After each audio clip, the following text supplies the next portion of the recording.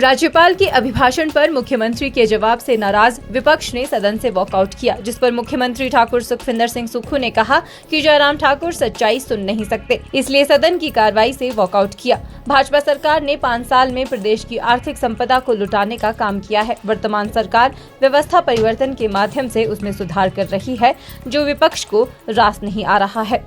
मुख्यमंत्री ने कहा कि राजनीतिक लाभ के लिए जयराम ठाकुर सरकार ने बिजली फ्री की, जबकि सभी लोगों को इसकी आवश्यकता ही नहीं थी। करोड़ों का नुकसान सरकार को हुआ। इसी तरह बसों में भी महिलाओं को 50% टिकट में छूट दी गई, जबकि कुछ साधन संपन्न महिलाएं कह रही है कि उन्हें टिकट में छूट नहीं चाहिए। ऐसे में प्रदेश की वर्तमान सरकार व्यवस्था परिवर्तन के माध्यम से प्रदेश की आर्थिक संपदा को बचाने का काम कर रही है। इनकम टैक्स वाले हैं, मैं मुख्यमंत्री हूँ, मुझे भी 125 यूनिट बिजली फ्री मिलेगी। हर्षवर्धन जी हमारे इंडस्ट्री मिनिस्टर को भी मिलेगी, सुंदर जी, ये सब मंत्री एमएलए को मिलेगी, सभी चीफ सेक्रेटरी को मुफ्त मिलेगी। मेरी पे 2 लाख है, मुझे मुफ्त बिजली मिलेगी। क्यों मिलेगी? अगर हम मुफ्त बिजली लेते हैं तो हम उस समाज के अंतिम व्यक्ति का, जिसका अधिकार उस बिजली उस पैसे पर होना चाहिए, उस अधिकार को हम खा रहे हैं। इसलिए हमने कहा कि आप स्वेच्छा से अपनी 125 यूनिट बिजली छोड़ दीजिए। इन्होंने 543 करोड़ रुपया हर साल अगर हम उस की सब्सिडी पर खर्च कर रहे हैं, मैं चाहूँगा वो गांव में बैठे हुए, पंचायत में बैठे हुए उन आम परिवारों को खर्च करने के लिए दिया जाए। शिक्षा संस्थान अच्छे होने चाहिए, हॉस्पिटल अच्छे होने चाहिए, वहाँ खर्च करने के लिए दिया जाए। इसको हम सुधार करने की दृष्टि में जा रहे हैं। किस प्रकार प्रदेश की संपदा को भारतीय जनता पार्टी ने लुटा के रख दिया, बहुत दुख होता है। ये मैंने नहीं किया है, हम तो इसमें सुधार करते हैं। आप अपने दिन अपने चैनल पर चलाते, ये कर दिया वो कर दिया, हम तो सुधार कर रहे हैं और आपको भी सुधार का फायदा होगा। अगर हम सुधार कर रहे हैं तो हम उस सुधार से समाज का कल्याण और भला करना चाहते हैं। हम अपने लाभ के लिए नहीं कर रहे हैं। और जिस भारतीय जनता पार्टी ने राजनीतिक कुर्सी बचाने के लिए प्रदेश की संपदा को लुटाया है, ये बड़ा निंदनीय है, बड़ा खेदजनक है। यही मैं आपको कहना चाहता हूँ। मैं ये भी कहना चाहता हूँ, आप पत्रकार बंधु हैं, सोशल मीडिया में आप होते हैं, आपने जर्नलिज्म की है, आप सबका हम स्वागत करते हैं, आपका आदर करते हैं, अनादर करते हैं। लेकिन कुछ एक सोशल मीडिया में ऐसे चैनल है जो सिर्फ यही काम करते हैं, कोई बद्दी में हो गया, कोई कहीं हो गया, उनको ये शोभा नहीं देता।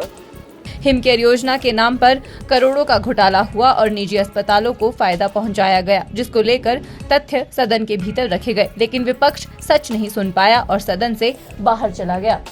अभी तो मैं हिमकेयर की बात कर रहा था। हिमकेयर में किस प्रकार से धांधलियाँ हुई हैं, मैंने उसकी बात की। और पिछले दिनों जब मुझे पता लगा कि निजी हॉस्पिटलों को 350 करोड़ रुपया हिमकेयर के रूप में, उसमें से कुछ पैसा बाकी है, 190 करोड़ के करीब दे दिया गया है, और सरकारी हॉस्पिटलों में तकरीबन 530 करोड़ रुपया में से 350 करोड़ रुपया हमने दे दिया है। तो मैंने ये पूछा कि ये स्कीम किस योजना के अंतर्गत लाई गई है, क्या केंद्र सरकार का पैसा है? तो पता लगा कि ये राज्य सरकार का पैसा है। जब राज्य सरकार के पैसे से कोई योजना लाएगी तो उसकी गहराई तक भी जाना चाहिए, और मैं उसकी गहराई तक जाने के मैंने कहा कि ऑडिट होना चाहिए। ऑडिट होने के बाद हमें ये पता लगना चाहिए। कई शिकायतें ऐसी मिली कि उसमें हॉस्पिटल्स में जिसका बिल बनाया गया है उस हॉस्पिटल में उसकी सुविधा ही नहीं है। तो निजी हॉस्पिटलों से हमने हिमकेयर में सिर्फ डायलिसिस रखा, और जो सरकारी हॉस्पिटल्स हैं उसको अगर देखा जाए तो उसमें हिमकेयर भी दे रहे हैं, लेकिन जो हिमकेयर के साथ भी पेशेंट आते हैं, या हमारे ग्रामीण परिवेश से जो पेशेंट आते हैं, किसान आते हैं, युवा आते हैं, महिला आते हैं, दूर दराज के क्षेत्र से सोचते हैं कि आईजीएमसी में हम जाकर अपना इलाज करवाएंगे, उनको भी हम धोखा दे रहे हैं। और मैं ये बात इसलिए कह सकता हूँ, तो मैंने उस पर आंकलन करना शुरू किया और आंकलन करने के बाद मैंने ये पाया कि कहीं ना कहीं कोई कमी है। हम उस कमी को ढूंढ रहे हैं। कोई भी योजना हो वो उस जनता से सीधी जुड़ी होनी चाहिए,